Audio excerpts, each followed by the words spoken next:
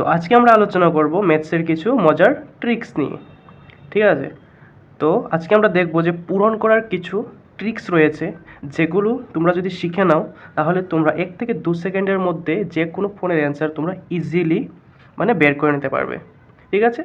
তো বেশি কথা না বলে প্রথমত আমরা কাজে লেগে যাই, তাই না। তো ধরো তোমাকে কেউ বললো যে 25 আর 25 এরকম দেওয়া আছে, আবার এখানে দেওয়া আছে 35 আর 35। তোমাকে বললো যে তোমরা এর পূরণফল বের করো, ঠিক আছে। তা তোমরা যে স্কুলে শিখেছিলে দুসারি অঙ্ক, প্রথমে এটাকে এটার সাথে পূরণ করবে, তারপর এটাকে এটার সাথে, তারপর তোমরা যোগ করবে, ঠিক আছে। সেটা ছিল অনেক লং মেথড। কিন্তু আজকে আমরা শিখবো, বললাম না মজার ট্রিক্স, আজকে আমরা শিখবো কিছু শর্টকাট, কিছু স্মার্ট ওয়ে পূরণ করার।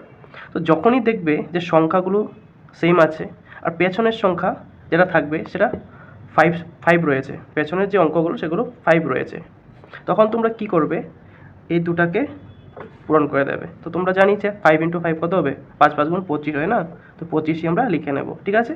তো এখন কি করব, এই যে সামনের যে অঙ্কটা থাকবে সেটার সাথে আমি 1 যোগ করব।